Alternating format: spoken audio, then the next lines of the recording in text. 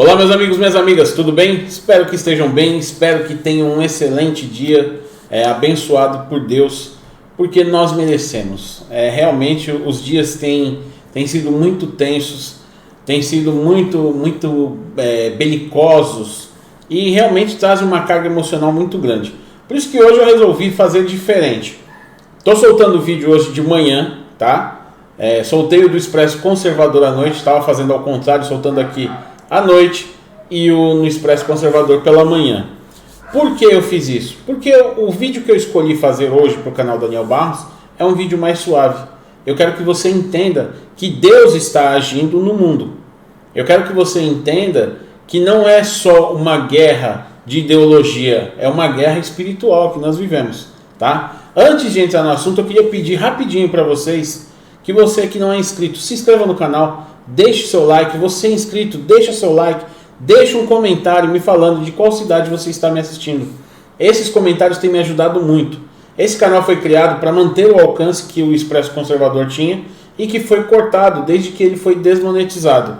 A alegação é de que o conteúdo do Expresso Conservador era um conteúdo nocivo, tá? Então nós estamos retrabalhando o Expresso Conservador e estamos aqui com esse canal também para manter o alcance, para chegar ao maior número de pessoas. Na descrição você encontra as nossas redes sociais, o link do Expresso Conservador, nosso canal no Telegram, o meu Twitter é @DanielBarros38, você pode estar me seguindo lá. O Instagram, @Expresso Conservador, tá certo? Eu conto com a ajuda de vocês. Eu estava lendo uma matéria e fiquei realmente maravilhado em ver. E agora comecei a entender, porque até o momento eu não tinha noção de que essa pessoa era um servo de Deus. Tá? Eu não conhecia a biografia dele e estou até me perguntando como que eu não pesquisei. Porque geralmente eu faço isso. Mas eu não havia pesquisado a biografia dele para entender. E realmente foi chave para o entendimento do que está acontecendo. Eu fiz um vídeo lá no Expresso Conservador falando sobre o que a Austrália, a lição que a Austrália está dando ao Brasil. Então você pode entrar lá, eu acho que o segundo vídeo da lista, segundo ou terceiro vídeo da lista, você pode assistir o vídeo e você vai entender o que a Austrália está fazendo, que serve de lição para o Brasil e serve de lição para o mundo. Mas hoje você vai entender o porquê que eles estão dando essa lição ao mundo, tá? Vamos às notícias aqui. Eu separei algumas para que você entenda. Vocês vão entender hoje a diferença entre a luz e as trevas. Evangélico, vejam bem, eu não estou dizendo que é porque ele é evangélico, é porque ele é cristão, tá? Evangélico, primeiro-ministro da Austrália compartilha sobre sua fé. Sou chamado para fazer a obra de Deus. Quando vocês imaginavam ou imaginariam um líder político, um líder de um país fazendo esse tipo de confissão? Difícil, principalmente nos dias atuais. De repente começou a se levantar no mundo diversos líderes professando exatamente isso. Você tem isso na Polônia, você tem isso na Hungria, você tem isso aqui no Brasil, você teve isso nos Estados Unidos. Todos professando a mesma coisa em outros países do mundo. E isso não é por acaso, gente. Não é por acaso. Porque a nossa guerra realmente é espiritual. Não é só uma questão de ideologia, não. Ela é uma guerra espiritual. E nós vemos o mover de Deus quando lemos esse tipo de notícia. Tá certo? Olha aqui, ó. Na semana passada, o primeiro-ministro australiano, Scott Morrison, compartilhou seu testemunho de fé durante uma conferência nacional das igrejas cristãs da Austrália. Morrison é o primeiro-ministro pentecostal, enrosquei aqui. Morrison é o primeiro pentecostal a ocupar o cargo de primeiro-ministro da Austrália. Em um vídeo da conferência que circula nas plataformas digitais, ele diz: "Não posso salvar o mundo, mas acreditamos em quem pode." Veja que coisa bonita de um líder político, o líder de um país, o representante de uma nação, falar abertamente. Isso é bonito de se ver. Isso nos enche os olhos, alegra o coração. Durante o evento, Morrison compartilhou sobre um momento difícil que enfrentou nas últimas 2 semanas de sua campanha eleitoral em 2019, quando buscou um sinal de Deus. Tenho de admitir que disse a mim mesmo: sabe, Senhor, onde estás? Onde estás? Gostaria de um sinal, se estiver tudo bem. Diz Morrison, e bem na minha frente estava a maior foto de uma águia voando que eu poderia imaginar. E claro, o versículo, Isaías 40, 29 e 31 me tocou. Vou abrir aqui, creio que vá direto para o versículo. Dá força ao cansado e multiplica as forças ao que não tem nenhum vigor. Os jovens se cansarão e se fatigarão. Os moços certamente cairão. Mas os que esperam no Senhor renovarão as suas forças. Subirão com asas como águias. Correrão e não se cansarão. Caminharão e não se fatigarão. Veja que versículo bonito. Ele pediu um sinal de Deus. E de repente em sua frente estava a maior foto que ele poderia imaginar de uma águia e essa passagem da Bíblia. Realmente é de se emocionar. E é por isso que eu escolhi trazer logo pela manhã isso, para que vocês entendam a diferença entre luz e trevas. Tá? É gritante. É gritante. Eu não sei como tem gente que defende o outro lado ainda. A mensagem que recebi naquele dia foi: Scott, você tem que correr para não se cansar, tem que andar para não desfalecer, tem que abrir as asas como a águia para voar como uma águia. Scott Morrison falou sobre fazer a obra de Deus e revelou que já utilizou da prática bíblica de impor as mãos ao abraçar pessoas que sofreram traumas ou desastres naturais, como durante sua visita a Pilbara, após a passagem do ciclone Seroia. Estive em centros de evacuação onde as pessoas pensavam que eu estava apenas dando um abraço em alguém e orando. Eu estava colocando minhas mãos sobre as pessoas e orando em várias situações, disse ele. Acredito que Deus tem nos usado nesses momentos para sermos capazes de fornecer algum alívio e conforto e apenas algum porto seguro. A esposa dele, Jenny, estava muito grata pelas orações maravilhosas e apoio dos cristãos em todo o país. Mídias sociais, uma mensagem que ele deixa e que eu acho muito importante ler aqui.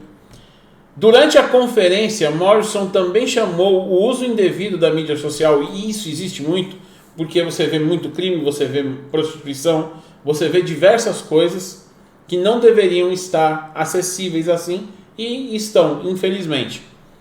A mídia social de obra do maligno, tá? O uso indevido da mídia social de obra do maligno. E exortou outros cristãos a orar contra o efeito corrosivo na sociedade. E realmente tem. Não preciso citar muitos exemplos, vocês vão captar o que eu estou querendo dizer. E já já vocês vão entender o porquê. Claro, a mídia social tem suas virtudes e seus valores, tem. Como tudo na vida, tem um lado bom e tem um lado ruim. Muitas vezes o lado ruim se sobressai, mas nós estamos vendo e percebendo um movimento diferente atualmente. Tá? Por isso que a nossa fé e esperança fica sempre se renovando. Claro que a mídia social tem as suas virtudes e seus valores e permite que nos conectemos com as pessoas de uma maneira que nunca havíamos feito antes. Porque ela aproxima as pessoas que estão distantes. Tá certo? Mas o efeito que não é desejável é que ela afaste as pessoas próximas. Então, tudo tem que saber dosar. Deixa eu onde eu parei aqui, assim.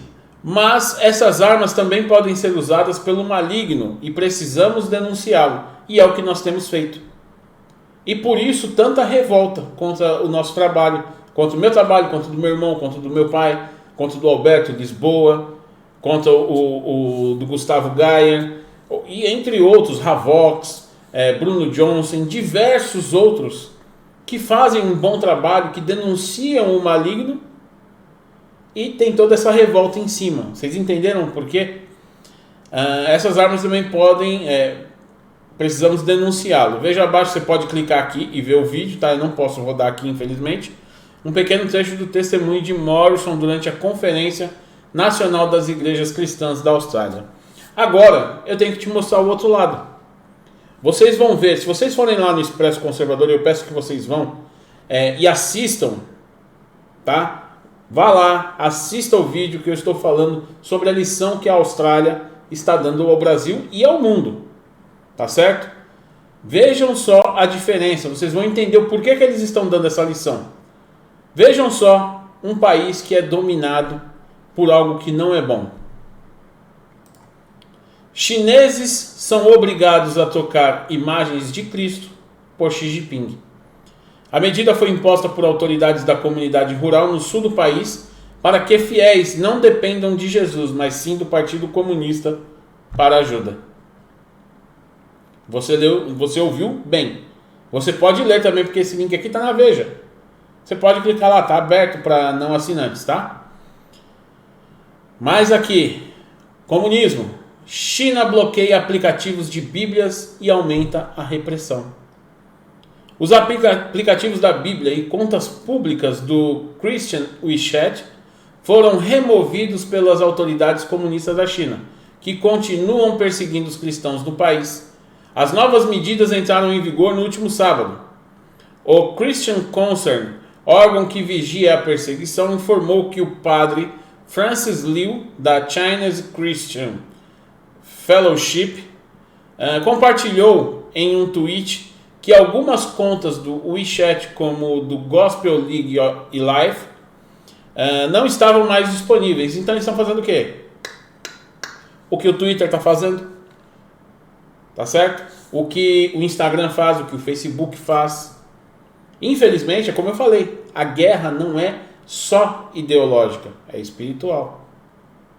Eles estão expandindo isso para o mundo. E se nós não estivermos vigilantes, não estivermos ligados no que está acontecendo, nós vamos cair feito patinhos. Por isso que nós sempre estamos aqui alertando, para que vocês vejam só a diferença de um país onde um cristão professa o governo e onde um ateu está governando. Repressão. China prende cristãos por cultuarem a Deus pela internet dentro de casa. A repressão do governo comunista chinês ao avanço dos cristãos no país não tem trégua, nem mesmo durante a pandemia do novo coronavírus.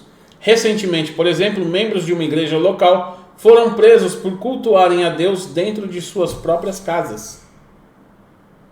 Vocês entenderam a diferença entre a luz e as trevas? Vocês estão entendendo como Deus está agindo no mundo?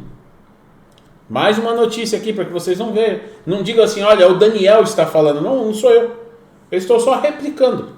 Estou mostrando a vocês. Porque muitos de vocês trabalham, não têm tempo de pesquisar. Muitas vezes não têm o acesso necessário para pesquisar. Então a gente procura fazer esse filtro e trazer aqui para vocês. China prende cristãos que se opuseram à remoção de da cruz de uma igreja.